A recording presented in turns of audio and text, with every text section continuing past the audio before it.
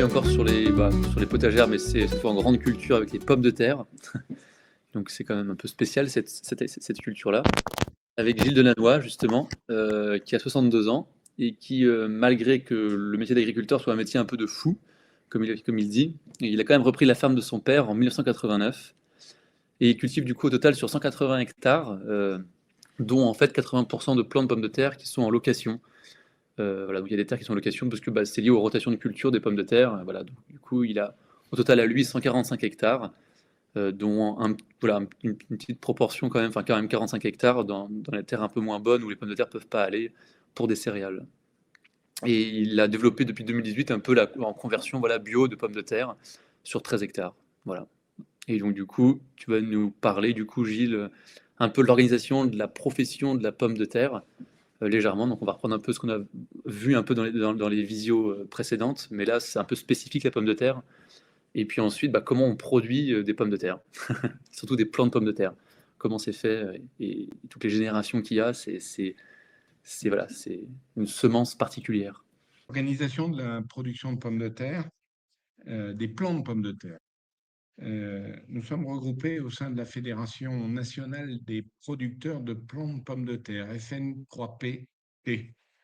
Euh, la FN3PT regroupe trois entités des OP, des entités régionales, l'une qui couvre tout le nord de la France, l'autre en Bretagne et la troisième qui regroupe tout le reste de la France, on appelle chez nous le comité centré-sud.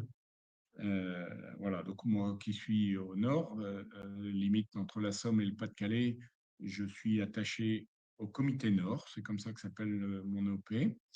Et en fait, les comités s'assurent de la qualité des plants que nous produisons. Les comités ont été à l'initiative des producteurs de plants pour assurer une certification de la qualité des plants qu'ils produisent et chaque OP, chaque comité a été, comment dire, est assermenté au service du service officiel de contrôle, donc avec tout un tas de règles à respecter. Géographiquement, dans les comités, nous sommes divisés en syndicats de production, qui sont aussi des entités géographiques. Donc, moi, je fais partie du syndicat Artois-Bapaume. Voilà, on ne choisit pas forcément son syndicat, mais quand vous achetez du plant de pommes de terre, sur le sac ou le big bag que vous recevez, il y a un certificat obligatoire et vous avez l'origine, mon numéro de producteur, vous avez l'origine du secteur géographique et de la région. Ça, c'est pour l'organisation de la production au point de vue technique. Et après, nous sommes, nous, attachés à des commerçants parce qu'il existe encore en France, il y a encore des variétés libres. Les variétés sont protégées pendant 30 ans. 25 ou 30 ans selon les dates, il y a eu des modifications. Donc elles appartiennent à des collecteurs pendant leurs 25 premières années de vie, j'allais dire, chaque variété. Et après, elles deviennent libres dans les variétés libres. Moi, j'ai produit longtemps des Binch ou depuis 25 ou 30 ans des Nicolas, pour des noms que vous pouvez connaître, ou de la Spunta, ou des choses comme ça. Les variétés libres, les variétés sous monopole appartiennent à des collecteurs, c'est-à-dire des marchands, qui ont eu l'attribution, soit parce qu'ils font partie de la société dans le groupe qui les a créés, soit parce qu'ils ont acheté les variétés et sont eux responsables de la commercialisation de ces variétés-là. Ils en managent la totalité, les volumes produits, les plants replantés, les producteurs chez qui ils les mettent, etc. Donc en France, il y a entre 20 et 25 collecteurs, on les appelle donc des collecteurs, les commerçants. Et là, le collecteur me dit, bah, je voudrais que tu me produises 5 hectares d'une variété Agria, par exemple, puisque j'ai de l'Agria. Et on verra ensemble que pour Agria, j'ai les programmes de souche et de multiplication plus jeunes. Voilà pour l'organisation. Euh, pour l'organisation de la production. Notre, dans notre OP met à disposition des producteurs. Alors, ça a un coût. Ça coûte une cotisation à l'hectare, c'est environ 500 € à l'année. Ça reprend tout le suivi technique, la participation à la recherche variétale. Je n'aborderai pas du tout aujourd'hui, on pourra y revenir, tout ce qui est création variétale. Je suis un petit peu impliqué aussi dans la création variétale, mais ça pourrait être trop long.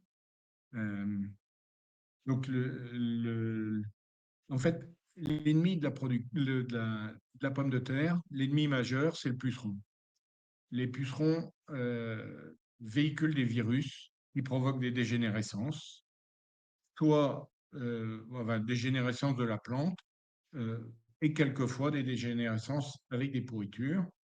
Et ensuite, donc ça, ce sont les virus. Et il y a un autre aspect parasitaire, ce sont les bactéries. Les bactéries sont des pourritures, provoquent des pourritures. euh, et ensuite, enfin, vous connaissez aussi un champignon majeur qui est le mildiou, mais ça, c'est un problème essentiellement technique, qui n'est pas lié au contrôle. Bien sûr, si vous avez un tas de pommes de terre avec du mildiou, lui, il ne va pas se conserver, donc on ne pourra pas en vendre du plan. Donc, euh, les, nos OP, le comité Nord, et donc par délégation du SOC, vient contrôler mes plants de pommes de terre. Et moi, j'ai un technicien qui est en même temps technicien d'appui technique.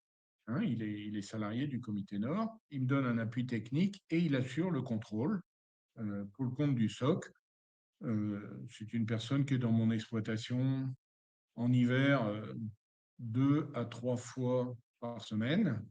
En été, une journée en 2 fois semaine, une matinée complète et au moins un passage de 2 heures supplémentaires quelques jours après.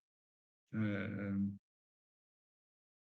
voilà pour la partie organisation. Et euh, concrètement, concrètement, alors,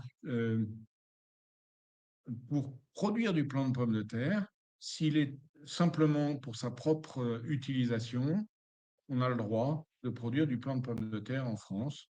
C'est mieux de s'inscrire dans une OP. On a la chance en France d'avoir un territoire très sain. On est soumis à une réglementation très stricte, mais du coup, on a l'avantage d'avoir un territoire très sain, euh, euh, et c'est un problème majeur, et j'en parle un tout petit peu, au regard des maladies de quarantaine. Des pays comme les Pays-Bas sont très pollués par des maladies de quarantaine, notamment liées à des problèmes d'eau de surface, puisque l'eau continue de véhiculer tout un tas de maladies. Et, quand on est atteint d'une maladie de quarantaine, on vous met en France, on vous met les scellés sur la porte de bâtiment, et les parcelles qui ont porté ces plants de pommes de terre, si on peut attester que ça vient des pommes de terre de votre parcelle, c'est jachère noire pendant 5 ans. Donc, lutter contre les maladies de quarantaine, c'est vraiment un élément majeur. Et nos comités, nos 3 comités en France, ont aussi mission de surveiller une grosse partie des plants, enfin tous les plants qui rentrent de l'étranger, Allemagne, Pays-Bas, Belgique, etc., sont soumis à des contrôles et à des tests de maladies de quarantaine avant de rentrer dans les fermes de plants, parce qu'on sait que ça serait dramatique. Par contre, les productions de consommation ne testent pas tout, et il arrive qu'il y ait quelques accidents, quelques lots introduits de l'étranger qui sont porteurs de maladies de quarantaine, et ça, c'est vraiment dramatique. Donc, il faut être très, très prudent sur les lots de plants que l'on achète. Vous savez qu'en France, tout est testé. Voilà, donc dans mon exploitation, je suis soumis à pas mal de tests. D'abord, des tests en champ avant de planter pour faire des contrôles de présence ou non de nématodes, parce qu'on n'a pas le droit de produire des plants sur des parcelles atteintes de nématodes. Et puis après, le technicien, euh, au moment de surveille les lots de plants que je reçois ou que je produis et que je vais replanter, pour savoir s'il y a présence éventuellement de pourris ou autre. Si vous plantez une pourrie, vous allez récupérer un lot avec des pourris. Et on finit par plus les maîtriser, notamment sur le nom m'échappe, mais ça me reviendra tout à l'heure, euh, les fusarioses. Les fusarioses se multiplient à une vitesse considérable. Et si vous avez des lots avec de la fusariose, surtout, il vaut mieux ne pas le planter et le mettre à la poubelle tout de suite. Si vous le multipliez, vous allez emplir votre parcelle et vos bâtiments de fusariose et c'est très contraignant après pour réussir à s'en défaire. Voilà. Je vais venir sur l'organisation de la production et puis je vous expliquerai un petit peu les contrôles au fur et à mesure. J'ai une spécificité, je suis producteur de souches, nous sommes peut-être 30 à 40 producteurs France de souches de pommes de terre. Pour faire simple, la pomme de terre que vous mangez ou que les consommateurs mangent, c'est une pomme de terre qui est entre la sixième et la 10e génération. Ça veut dire que 8 à 10 ans avant, avec le collecteur propriétaire de la variété, on a réfléchi en disant, surtout lui a réfléchi en disant quel va être le développement de la variété et c'est quoi mon potentiel de production de plants et quelle va être la demande en conso dans 8 ou 10 ans de cette variété, qu'elle soit fritable, etc. Entre parenthèses, en France, on travaille avec 350 à 380 variétés différentes. Hein. Euh, voilà. Donc, euh, pour que. Donc, allez, je reviens. L'ennemi de la pomme de terre, c'est le puceron qui provoque des dégénérescences. Pour livrer un plant de pomme de terre, il faut qu'il soit à moins de 5% de plantes atteintes de virose. Et dans les normes de pourri avant triage, on est à 0,05 selon deux, trois types de maladies différentes. Mais donc tout ça, c'est très contrôlé, très codifié. Et donc, mon métier est de lutter contre le puceron, ou au moins de produire du plan sain avec cette contrainte d'avoir à lutter contre le puceron. Un producteur de plants classique achète ce qu'on appelle, nous, une soule. Il va être une élite ou une classe S, qui est un plan plus jeune, qui lui est à moins de 1% de virose, va le replanter dans son champ. Il va devoir assurer la protection de cette culture dès la levée. Alors, on utilise de l'huile de paraffine. Pour l'instant, nos comités techniques cherchent à remplacer cette huile-là par des huiles essentielles ou des choses comme ça, mais on n'a encore pas les solutions. Donc, c'est une huile une paraffine issue d'huile de pétrole, hein, qui certes est homologuée en agriculture biologique, puisque j'ai un contrat de 5 hectares de production de plants d'agriculture biologique et j'ai le droit d'utiliser de l'huile. Le but de cette huile est de mettre sur la feuille un pelliculage qui la fait durcir et qui empêche les pucerons de piquer. Les pucerons sont très attirés quand, au mois de mai, début mai, dans nos cultures, ils voient un champ marron dans lequel il commence à y avoir quelques petites feuilles vertes. Et, les feuilles de pommes de terre sont très appétantes. Et on a des cadences d'huile maintenant qui sont à 48 heures et quelquefois à la journée. Alors, avec des dosages adaptés, on commence avec 3 à 5 litres d'huile à l'hectare. Et puis, au fur et à mesure du développement de la croissance, au bout du troisième ou quatrième passage, on augmente les cadences à 3 jours, puis à 5 jours, jusqu'à être à des cadences entre 6 et 7 jours quand les plantes ont atteint des niveaux de végétation stabilisés, donc des plantes de 50-60 cm. Donc, la consommation d'huile à l'hectare est d'environ 120 à 130 litres d'huile. Voilà. Donc, on applique de l'huile dès la levée.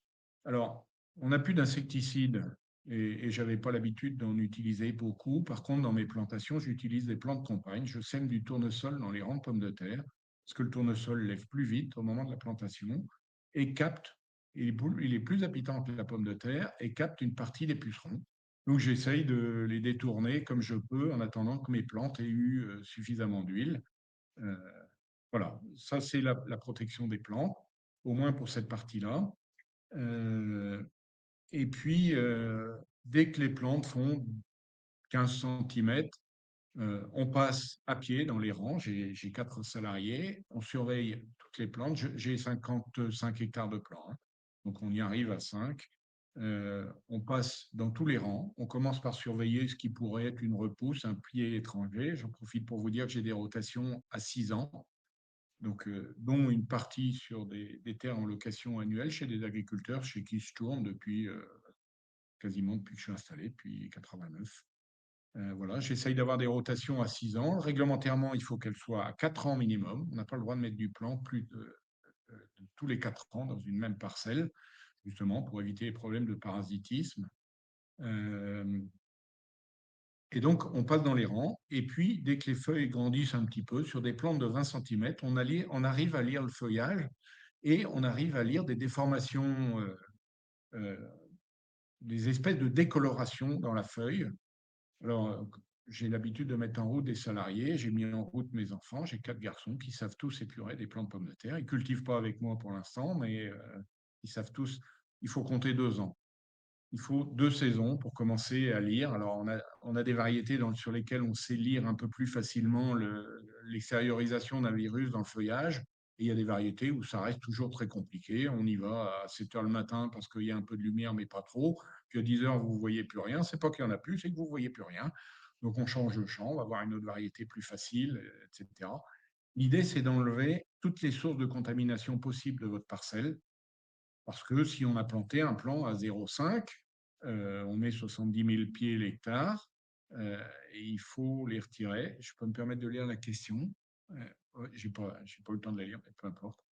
Euh, voilà, donc on retire, et ça, c'est un travail qui dure de la levée. Donc, sur des plantations du 15 avril, les pommes de terre lèvent au 10-15 mai, bien sûr, toujours le week-end de l'Ascension ou de la Pentecôte, où on est toujours à mettre de l'huile le jeudi de l'Ascension ou le samedi entre les deux quand on peut. Bon, c'est pas grave, mon épouse, elle sait que c'est pas une période de vacances.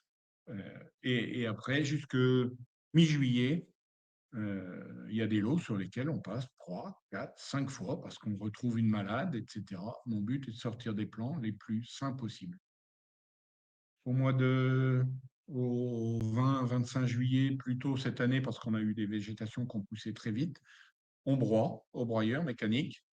On a sur la partie conventionnelle, j'ai un produit dessicant. Vous avez entendu tout à l'heure que le Reglone n'existe plus, mais on a un dessicant qui est du Spotlight pour lequel on arrive à faire j'ai sur mon exploitation une unité de traitement de l'eau qui me permet de réduire des doses et on arrive à dessécher des plants avec des doses à 0,6, 0,7 quand la dose homologuée est 2 fois 1 litre. Euh, je m'emploie à réduire tout ce que je peux. Voilà. En agriculture biologique, après le broyage, j'ai un collègue qui passe avec un défaneur thermique, une chaudière avec des brûleurs. Euh, on peut utiliser aussi au désherbage au début de la culture, mais moi je ne le fais pas. D'abord parce que c'est pas buté, mais lui passe avec son défaneur thermique 8-10 jours. Et ça, c'est essentiel parce que si vous laissez repousser des feuilles vertes sur des tiges mal défanées, eh ben, rebelote. Les pucerons retrouvent des feuilles vertes à une période où on les secoue des parcelles de blé, ils sont dans les épis, etc. Vous les dérangez à la moisson au 15-20 juillet. Ils trouvent tellement appétant d'avoir des feuilles fraîches sur des plantes de pommes de terre et ils repiquent les plantes et vous n'allez pas voir les contaminations, mais quand vous allez replanter l'année d'après, hop, rebelote, recontamination.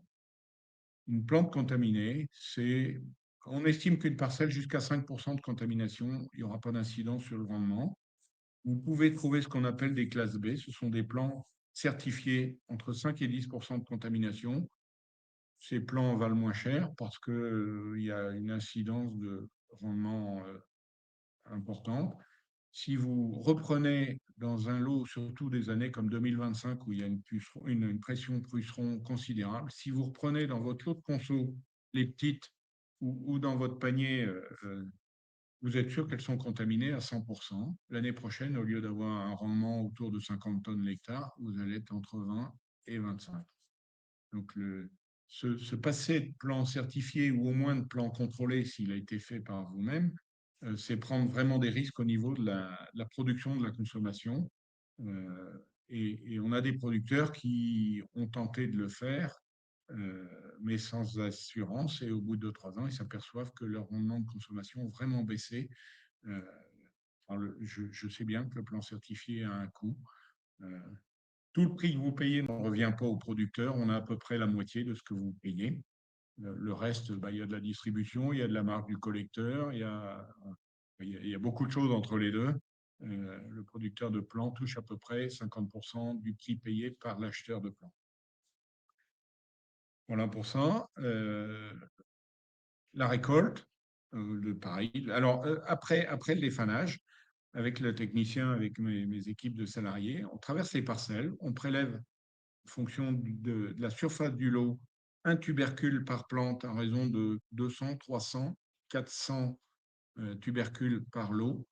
Tout ça, c'est testé au laboratoire. Donc, j'ai l'habitude de prélever entre 7 et 8 000 tubercules au mois d'août. Ce n'est pas le plus drôle du métier, mais le soir, on rentre un peu cassé, mais c'est pas grave. Et c'est analysé au laboratoire. Et à partir du 15 octobre, euh, on lit plusieurs choses sur les feuilles. Le laboratoire fait pousser ces prélèvements. Euh, Ça leur permet de voir si on n'a pas ce qu'on appelle chez nous les DFNV, des formations foliaires non virales.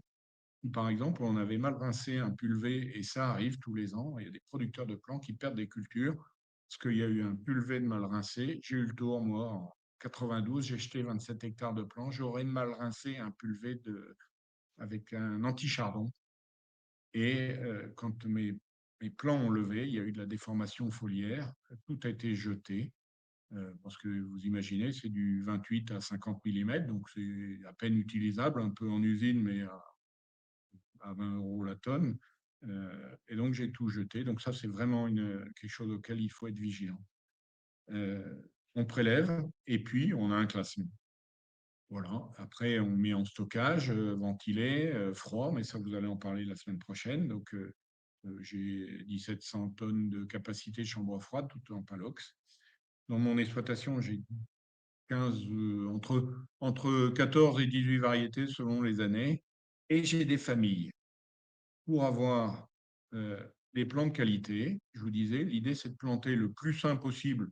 On a des producteurs qui ne vont pas épurer, ils nous demandent de leur livrer du plan très sain, ils ne vont pas épurer, ils n'ont pas la main-d'œuvre, ils n'ont pas les compétences, euh, et puis ils n'ont pas l'intention de multiplier plusieurs fois. Ils nous rachètent du plan quasiment tous les ans, sauf si le leur sort bien, ils en replantent une partie. Euh, et donc, moi, pour avoir du plan sain, quelques 5, 6, 7 ans avant, je plante dans une serre des boutures. Le laboratoire, donc des boutures de variétés connues que je produis ou d'autres que je ne produis pas. Le laboratoire prélève le méristème, c'est-à-dire le bout du germe apical, le premier germe qui sort de la pomme de terre et qui est en principe indemne de contamination. Alors le labo le teste quand même, le met dans des tubes à essai. J'ai commandé mes boutures début décembre. Et voilà, et ils coupent, etc. Et au début d'avril, je vais être livré de 8500 boutures, 9000 boutures que je peux mettre dans ma serre. Ça va être 8 à 9 variétés, variétés connues ou pas. Il peut y avoir des nouvelles variétés que je ne connais pas. Un collecteur peut me dire, bah, tiens, je t'ai mis telle variété, telle variété, telle variété. Ces boutures-là, seront plantés dans une serre insect-proof, non pas une serre à destination de chauffer. C'est une double paroi au plafond pour éviter la température et un filet sur les côtés pour qu'il y ait de l'air et uniquement pour protéger contre les pucerons. Je les surveille, je les arrose, puisque j'ai une rampe, je les traite contre le mildiou, parce que bien sûr, elles peuvent aussi avoir le mildiou. Et au mois d'octobre, je récolte et j'obtiens environ 200 grammes de pommes de terre par bouture. Euh, Depuis la taille d'un petit pois jusqu'à une 60 mm. Ces pommes de terre-là, on les appelle G0. C'est une génération qui n'a encore pas vu la terre, donc on l'appelle G0. La moitié seront plantées chez moi, l'autre moitié, je les rends au collecteur qui me paye une prestation, puisqu'un engagement de serre, une serre comme la mienne, 300 mètres carrés, c'est environ 30 000 euros d'engagement financier. Donc, j'en ai en 2000, j'ai commencé en 2010 sous serre, j'en faisais faire avant. Et si, par exemple, ce qui sort de la serre, ça sera à destination de producteurs. Celles que je plante chez moi sont plantées au moins jusqu'à G3, c'est-à-dire ma G0, je vais la planter dans les champs. Je vais en avoir 300 mètres sur 2 routes. J'obtiendrai une G1. Le prix de revient de la G1, c'est environ 2400-2500 euros la tonne. Euh, mais en ayant planté mes 200 kilos de bouture, je vais obtenir une tonne 6, une tonne 8 de G1. J'essaye d'être le plus performant possible parce que plus j'arrive à multiplier, plus on gagne du temps et plus j'écrase mes prix de revient. La G1 sera replantée, ma tonne 8 ou tonne 5 sera replantée dans mon exploitation également. Euh, et donc, j'obtiens une G2. et ainsi de suite. Mes 7-8 tonnes, 10 tonnes de G2 seront plantées chez moi, G3, et à partir de G3, je commence à distribuer ces plants-là chez les producteurs de plants. Ils me les achètent soit avec la généalogie, je leur dis c'est une G3, soit je leur dis c'est une S, et ils pourront la multiplier. S, E, A, A1, A2. Vous voyez, ils peuvent encore la multiplier 4 fois. Voilà. Donc c'est pour ça que je vous dis, la pomme de terre que vous mangez, c'est une pomme de terre sur laquelle moi j'ai travaillé depuis 7 ou 8 ans. C'est important de le savoir. Et la qualité des souches, j'ai des producteurs qui n'acceptent pas que dans un lot de souches que je leur livre, il y ait une malade, quoi. Ils disent, ah, ouais, mais on a vu 2 malades, un pied étranger. Alors ça, les pieds étrangers, c'est pire encore. Donc c'est un métier où il faut être hyper rigoureux.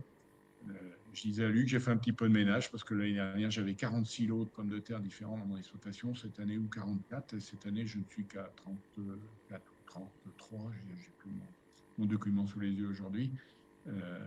Bon, c'est une gestion rigoureuse.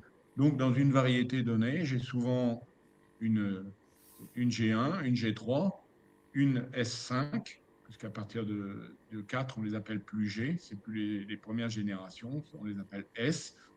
En S, ce sont des plants encore de qualité supérieure, ou une A, peut aussi avoir, parce qu'il faut aussi faire de la surface. Donc, j'ai aussi de la classe A destinée à des producteurs de consommation.